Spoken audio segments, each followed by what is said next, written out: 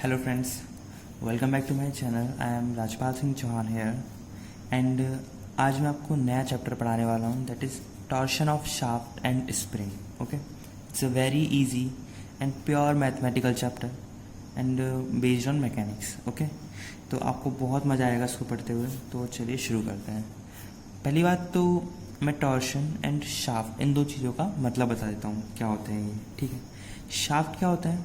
जैसे shaft is simply A rod, कोई भी रॉड टाइप, मतलब उसे शाफ्ट कहते हैं, जो कि लंबी होगी, जिसकी लेंथ एल, डायमीटर डी, इस टाइप से क्वेश्चन में आपको दी जाएगी. ठीक है. दूसरी बात, व्हाट इज ए टॉर्शन. अब टॉर्शन आती है समझने वाली बात. मान लो ये हमारे पास एक शाफ्ट है बड़ा सा, ठीक है, उसको हम इसके लेफ्ट हैंड को हम रोटेट कर रहे हैं इस डायरेक्शन में फोर्स लगा के. ठीक है, मतलब इसको हम इस तरीके से रोटेट कर रहे हैं. ठीक है, और इस एंड को हम इस डायरेक्शन में रोटेट कर रहे हैं. तो क्या होगा, ये ट्विस्ट होगा. जैसे कि हमारे पास मान लो ये रॉड है, ठीक है, इसका लेफ्ट हैंड हम इसको इस तरफ रोटेट कर रहे हैं और इसका राइट हैंड को हम इस तरफ रोटेट कर रहे हैं. तो क्या होगा कि ट्विस्ट होने के कारण ट्विस्ट होगा. ठीक है, जिसके कारण ये टूट भी सकता है, बट हम इतना ज़्यादा ट्विस्ट नहीं करते इसको. तो इस ट्विस्टिंग पेयर को या इस ट्विस्टिंग मोमेंट को ही हम टॉर्शन कहते हैं. इसके कारण मटेरियल में shear stress and shear strength develop होती हैं इस शाफ्ट में because of this twisting movement.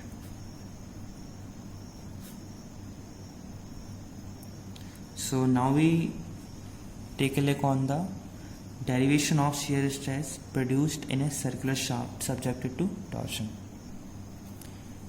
This is the right hand side view of a shaft and this is the top view. हम इस शाफ्ट में क्या करेंगे, इसका शेयर स्ट्रेस प्रोड्यूस मतलब निकालेंगे कि जब हम इसमें टॉर्शन लगाएंगे तो कितना शेयर स्ट्रेस प्रोड्यूस होगा. ओके, तो हम पहली बात तो टॉर्शन देते हम शेयर फोर्स लगाते हैं इस डायरेक्शन में. मतलब हम इसको, ये एक तरफ से फिक्स है, ठीक है, और इसको हम इस तरफ से रोटेट करेंगे राइट हैंड साइड से. तो क्या होगा, इसमें टॉर्शन प्रोड्यूस होगा. टॉर्शन के कारण इसमें मान लो ये डी पॉइंट जो यहाँ पर है वो सपोज थोड़ा ऊपर आ गया, डी डैश. इसको थोड़ा और ऊपर ले लेते हैं ताकि आपको बड़ा दिखे. This okay, this will be an angle phi. Suppose इसका नाम फाई दे दिया. और ये जो है, जो हमारा right hand side top view है, तो इसमें हमारा जो डी डैश है वो ऊपर आ जाएगा और इस एंगल को हमने थीटा नाम दे दिया. लेफ्ट हैंड साइड इस शाफ्ट का फिक्स है A and right hand side इसको बी भी दिया है. This is a circular shaft. Okay, जो कि राइट टॉप व्यू से इस तरीके का दिखेगा. तो इसमें क्या क्या एजम्पशन है और क्या क्या इसमें टर्म्स यूज होने वाली हैं इस पूरे चैप्टर में. तो एक बार आप इसको पढ़ लीजिए. That is radius of shaft को हम कैपिटल आर से रिप्रेजेंट करेंगे and small length of shaft को हम एल से. Torque applied at end torque को हम कैपिटल टी से and shear stress induced at the surface of the shaft due to torque is tau and modulus of rigidity is C. Phi, ये जो हमारा angle है, this is equal to shear strain. ये हमारा shear strain होगा, मैं बताऊंगा किस तरीके से. एंड जो हमारा थीटा है, ये वाला angle, this is called angle of twist. मतलब कितना ट्विस्ट हुआ ट्विस्टिंग मोमेंट के कारण. ओके, हमारे जो फिगर था उसमें डिस्टॉर्शन कितना हुआ है, that is distortion at outer surface due to torque T is D D dash. ठीक है, तो हम क्या करेंगे, शेयर स्ट्रेन निकालते हैं पहले. That is shear strain at outer surface क्या होता है, डिस्टॉर्शन पर यूनिट लेंथ या फिर distortion at outer surface divided by length of shaft. Distortion कितना था, C C D D dash and length of shaft क्या है, सी डी. यहाँ पे आप देखिए लेंथ ऑफ शाफ्ट है हमारी सी डी एंड डिस्टॉर्शन हमारा कितना है, डी डी डैश. ओके, और इसको अगर आप ध्यान से देखेंगे तो D D dash upon C D is equal to tan phi. तो इसलिए हमने यहाँ पे टेन ऑफ फाई लिख दिया है. And this is metal body, या जो हमारा शाफ्ट रहता है ना बहुत स्ट्रांग रहते हैं, तो इसलिए जो इसमें डिस्टॉर्शन होता है और जो एंगल होता है ना बहुत छोटा होता है, इसी कारण फाई इज़ वेरी स्मॉल। और जब फाई स्मॉल होता है तो हमें पता ही है क्या होता है, tan phi is equal to phi बन जाता है।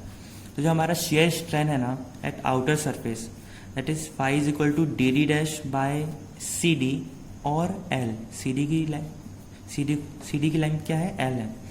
तो और टेन फाई को फाई लिख दिया, तो जो हमारा shear strain that is phi is equal to D D dash by L आ जाता है।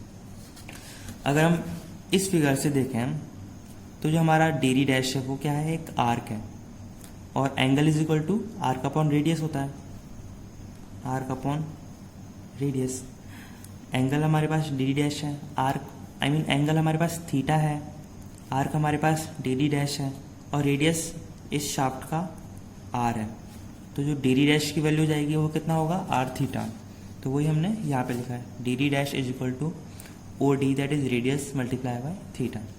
नाउ हम इस डी डी डैश की वैल्यू हम इस शेयर स्ट्रेन में रख देते हैं, तो हमारे पास क्या आएगा, जब हमने डी डी डैश को रखा तो phi is equal to R theta by L आया। अब हम निकालते हैं modulus of rigidity. Modulus of rigidity हमें पता है क्या होता है, that is shear stress induced on the outer surface divided by shear strain produce. Stress upon strain का, that is shear stress upon shear strain का रेशो होता है मॉड्यूलस ऑफ रिजिडिटी। हमें पता है शेयर स्ट्रेस क्या है हमारी, टाउ, और शेयर स्ट्रेस अभी अभी हमने निकाली है आर थीटा बाय एल। इसको हम थोड़ा जमाएंगे तो क्या होगा, C is equal to tau theta by R, tau L by R theta, और सी थीटा और एल को हम इस डायरेक्शन में ले जाए लेफ्ट हैंड साइड में, is equal to tau by R. और जो हमारा शेयर स्ट्रेस निकल के आया वो आया C theta divided by L multiply by R. This is an important relation ये, और उससे भी ज़्यादा इम्पॉर्टेंट है ये वाली। ठीक है, तो आगे क्या है देखते हैं।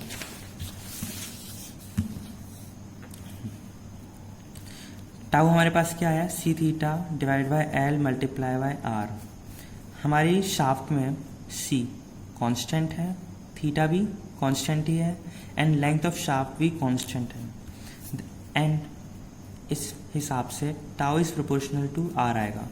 दैट इज जो हमारा शेयर स्ट्रेस है वो रेडियस के प्रोपोर्शनल है। Suppose this is the top view and we take a small radius R at D R distance में। Tau is proportional to R. मान लो इस पोर्शन में, जो इस सर्कुलर पोर्शन में छोटे में, उसमें शेयर स्ट्रेस हमारे पास क्यू है, ठीक है, तो Q proportional to small R होगा इस रिलेशन के अकॉर्डिंग।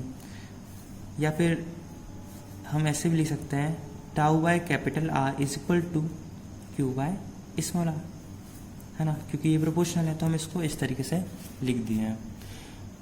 इसको हम इक्वेशन में लिख देंगे इसी वाली में कि C theta by L is equal to tau by R, इसलिए हमने इसको यहाँ पे लिख दिया C theta by L is equal to tau by R is equal to Q by small are.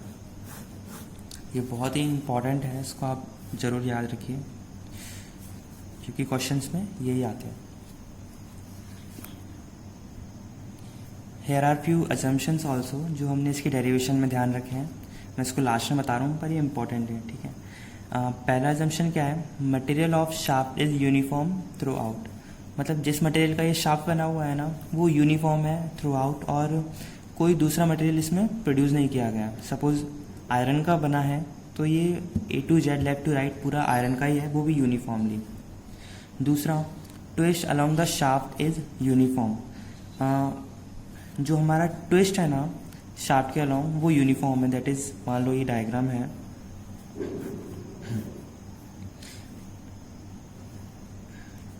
ऐसा नहीं है कि कहीं ज़्यादा ट्विस्ट हो गया कहीं कम ट्विस्ट हो गया, इस तरीके से ये ट्विस्ट हमारा यूनिफॉर्म है, मतलब दिस इज यूनिफॉर्म, एक लाइन में एक डायरेक्शन में ट्विस्ट होगा हमारा, इस टाइप से।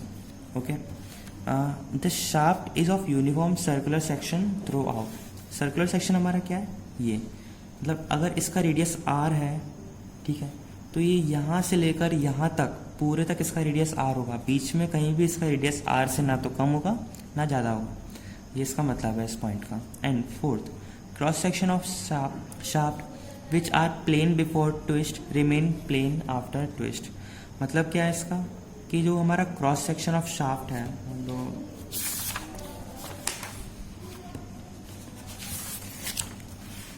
ये हमारा क्रॉस सेक्शन ऑफ शाफ्ट है, ये क्या है, प्लेन है। किस तरीके से, मतलब वर्टिकली मान लो इसको दिख रहा है, ट्विस्ट के बाद ये ना ही हल्का सा टर्न होगा, ये ना ही किस टाइप का, ये प्लेन का प्लेन ही रहेगा, इसका मतलब ये है। Okay, so if you like this video please like share and subscribe. Thank you guys.